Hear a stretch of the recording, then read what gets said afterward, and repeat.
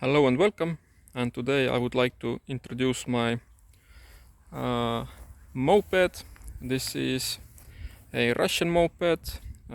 Maker is Riga, and the model is 26 with the code name Mini, as you can see written on a fuel tank. And yes, this is how it was in the 80s, written on a fuel tank on a Russian moped. This is not a retro design that somebody has thought up. It is actually how it was. The nameplate is over there. I don't know if you can see. I cannot focus right now. And RMZ 2.126 is the model type, and the 26 in the end of the number suggests Riga 26. Little bit of background. This moped belonged to my father. In the 80s he drove it. Then it broke down and it was never repaired, so many years it just stand in a cellar or garage somewhere, and some parts were lost and so on. And a couple of years ago I decided to restore it.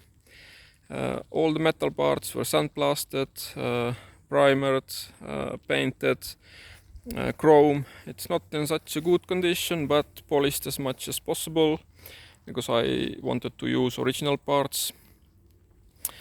Engine, gearbox, everything overhauled. Exhaust overhauled, suspension, brakes overhauled. Everything is original parts at the moment. And then about the history of this moped. Russian government then at the time wanted to create something for everyday working people. So this moped was designed in small dimensions, relatively light, so that everyday person who lives in a multi-story apartment building can take this one into the standard Russian elevator and take it to his or her apartment. And then when you want to go out or use it, you just go down and you ride it. And also another criteria was that the handlebars, I will show it later, you can collapse them, and then it has to fit into the Russian cars GAZ 24, which is also known as Volga, into the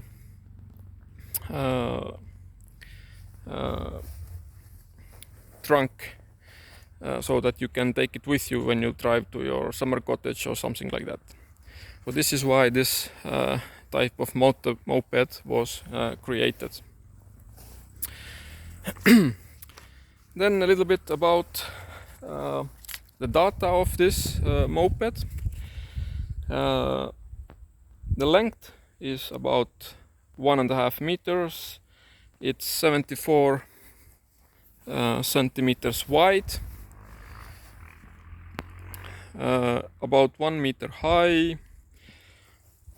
The weight is given 50 kilograms dry, not more, so you still have to put in the gearbox oil and fuel.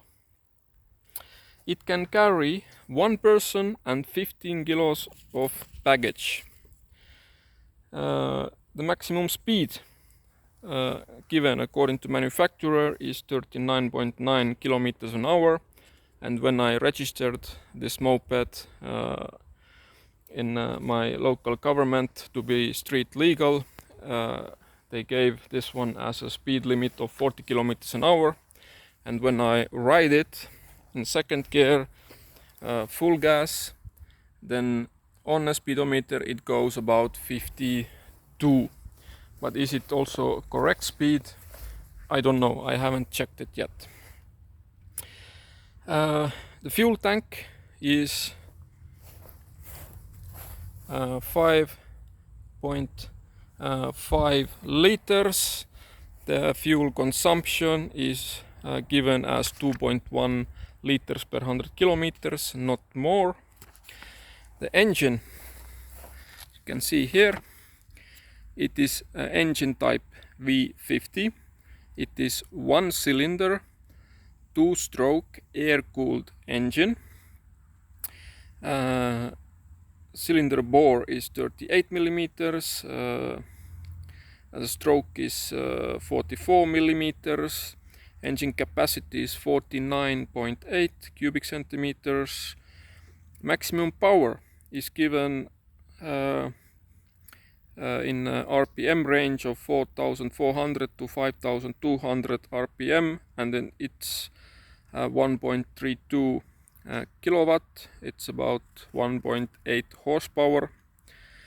The carburetor is of type K60. It's a Russian carburetor.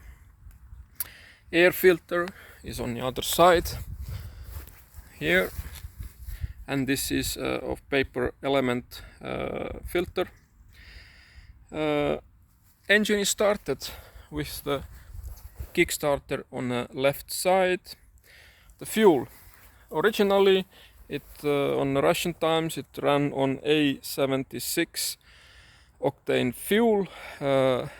In modern times, of course, in European Union we don't have this kind of fuel, so we run 95 octane fuel. And because it's a two-stroke moped, you have to mix the oil into the gasoline.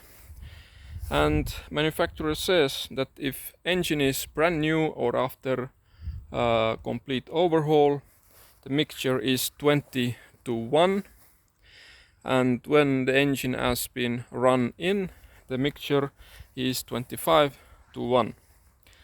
But people who ride more this kind of motorbikes, they still suggest to ride on a mixture of 20:1. Gearbox is of course oil filled. It's about half a liter of gearbox oil that can also be suitable for clutch, as it is wet clutch with multiple plates. This is a 2-speed. If you can see, there is one dot, bigger dot, and two small dots. The bigger dot in the middle is neutral. The small dot up is first gear, and two dots is the second gear. So the gears are hand operated. It's not the most convenient because on the same gear selector you also have a clutch, so you have to press in the clutch and turn your hand. It's not like typical or convenient, but this is how it is. You have these mopeds also with foot operated gears. It is a chain drive.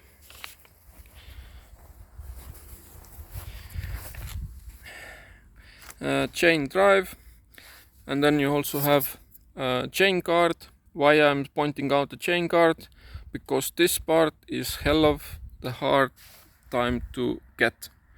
This is not original, but it is made in Lithuania by some enthusiasts according to the original measurements, and it took me almost a year to find it and to get the contacts and so on.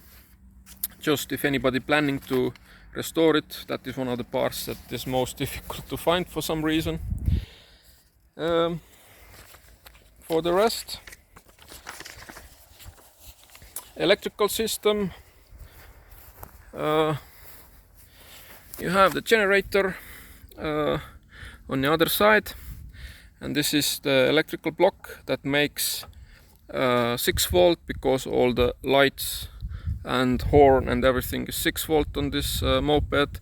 And you have also capacitors and trafo inside to make high voltage for the spark plug. You have lights. The front light, you have low beam, high beam. Here is a small blue like a plastic cover, and it will be lit up when you're riding in a high beam. In the back you also have a license plate light in the back, underneath here, and then you have a red light, and you also have the brake light, of course. The frame is a steel tube frame. The front fork is telescopic, only with springs. There is no oil inside. Like I said, the swing arm is rigid. Tires 10-inch diameter and 3-inch wide. These are not original tires. As you can see, they are Michelin S83s. They fit this original rims very well. And the reason was that the original tires, I still have them, but the rubber was so hard and plasticky that when I was cleaning them up to put them on, literally under my hands they were disintegrating. So parts of rubber just came off by touching it with the hand. So I wasn't sure to put them on, because to change a tire you have to take all the wheels off, you have to split the rims. You can see these bolts here, the rim split, and then you can get the tire off. It's a lot of work, not hard work, but still a lot of work. So I decided to put more modern tires on, and the tire pattern looks like this on these Michelin tires, and they are quite similar to original pattern. So you almost cannot tell that it's modern tires. Of course, only the Michelin, but what else? Let's see. Hand controls. This is your clutch. This is, if you pull the clutch in, this is neutral, first gear, second gear. It's not that easy to operate, as I said, and the first gear is very famously wanting to jump out as soon as even small wear appears on the gears. So first gear is only to get moving, and then at speed of 10-15 kilometers an hour already go to the second gear, and then drive on. And most of the time driving even in a city, it's second gear all the time. Here you can see in the middle you have all the lights off. To the left you have low beam, and to the right you have high beam, and then this small dot will also light up as blue at the night time, so you can see that. The button here is for the horn, and on the right handlebar you have the kill switch. All the way to the left or up is off, and first down is starting position. You have also a third, but it does nothing. Engine doesn't stop. You can start also on this position, no problem. So I'm not sure why it has 3 positions, but that's how it is. And of course you have the throttle and the front brake. Then the other controls, you have a foot brake with the pedal. Here you have the brake switch for brake light. As always on a tank you have fuel shut-off valve. Like this it is shut off, like this it is open. What else? I think from the controls that is it. The kickstarter, you can hide away the Kickstarter like this. When you're riding, when you want to start it, then you have to put it in another position. The brakes on this moped are drum brakes, front and the back. They don't work that well, but they work, and yeah, that is something you have to keep in mind while driving. Then about storage, under the seat you have like a storage, and you can see I'm trying to collect some period correct tools that's supposed to go with the moped on the road, but I haven't found like correct set. So these are mostly bicycle wrenches and stuff like this, and Russian screwdriver and stuff like that. So that I'm still looking for the correct set. Filling up with fuel is through the filling opening. It's all manual. There is no possibility to lock it. Then you have this rack in the back where you can tie down your bag or extra fuel or whatever. Then you have one mirror. This is not original mirror mount, this is just a pipe clamp, but mine was completely broken and it's hard to find a new one. But as long as you have something on to be road legal, you have to have it. What else? Yes, the horn.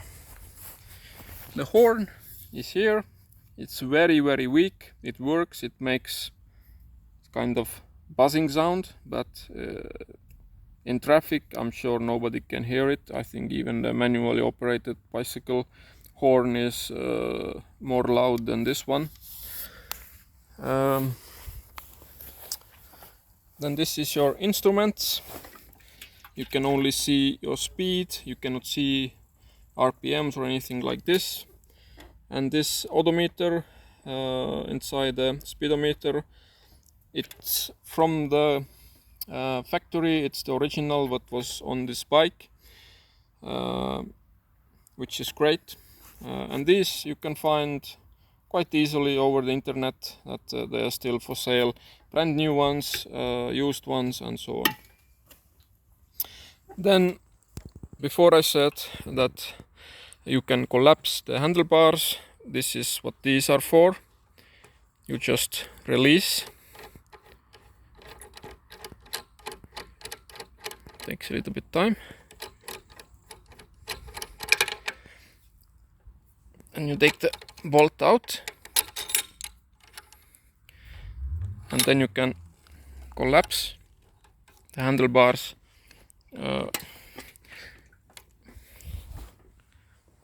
just like this, so that you can fit it in your car. A lot of people have made a modification where they have cut a groove here, so that you don't have to take the bolt out when you want to remove them, these handlebars. But I am never ever going to put this in my car or trunk, so that I'm going to remove or collapse these handlebars. So I have not done this modification, and I'm not planning to also. Yes, one moment.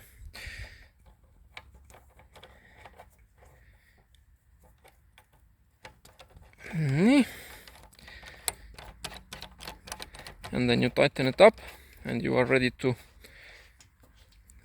ride again.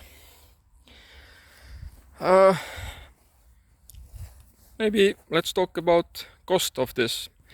If this is not restored, you can still find them in Facebook marketplaces and stuff like that in Eastern European countries, and then they go for, I don't know, 400 euros something, maybe sometimes a little bit plus, a little bit minus. And if you restore them, the guys can say that for 500 euros, everything painted, working, running, completely overhauled engine, no problem at all.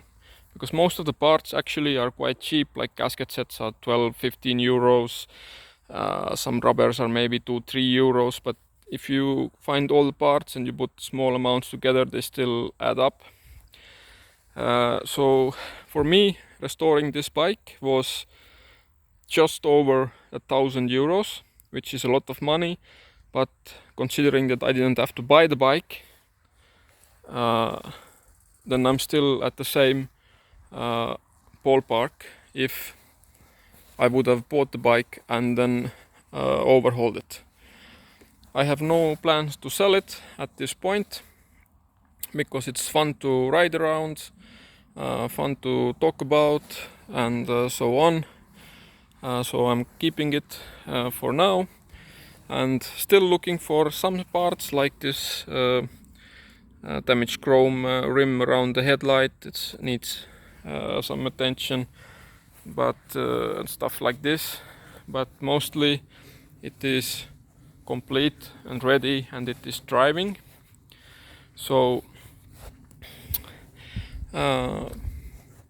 it's a lot of fun. A lot of fun to own, to ride, because you feel so naked on this moped, if you catch my drift, because it is totally raw experience. Here is no electronics, nothing. I mean, you have a little bit electronics, otherwise the bike don't run, but you know what I mean. There is no app connectivities or I don't know, like traction controls or some crazy sensors or something. So it is such an refreshing experience. I wouldn't want to ride it every day because, as I said, it's a Russian bike. It has a mind of its own. You can run it, and then next moment it doesn't run. So if you go somewhere very far, there is high chance that you will not make it back because it just doesn't hold up. But nevertheless, it is nice to own something like this. From modern bikes, maybe something similar is Honda Monkey. Similar size, way more reliable, but the style of this, colors, also a little bit history and this personal attachment to it. I think it's great to have it. I can see if I can try to start it. Yes.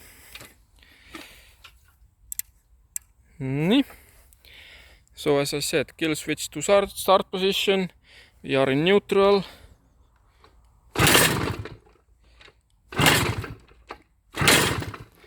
And it doesn't want to go. Fuel is open.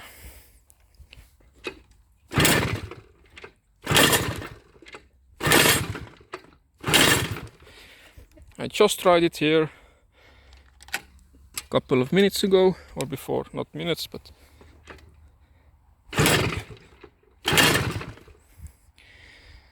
apparently it doesn't want to go at the moment.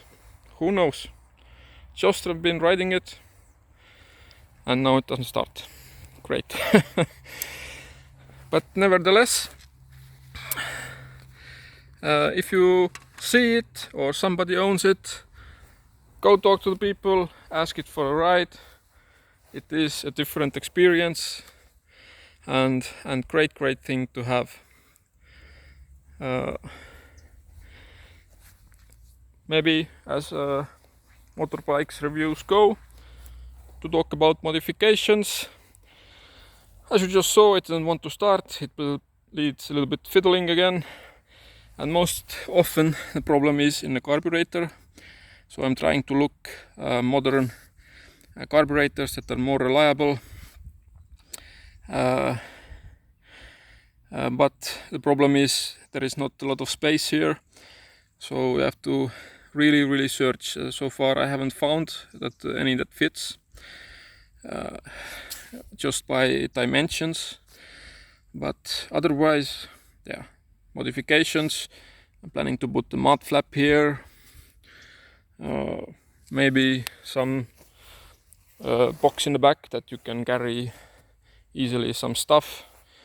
Yeah, like trying to find original tool set and stuff like this, but otherwise keep it as it is. So yeah, thank you very much for joining for this half an hour video. Hope you like it, and see you on my next videos.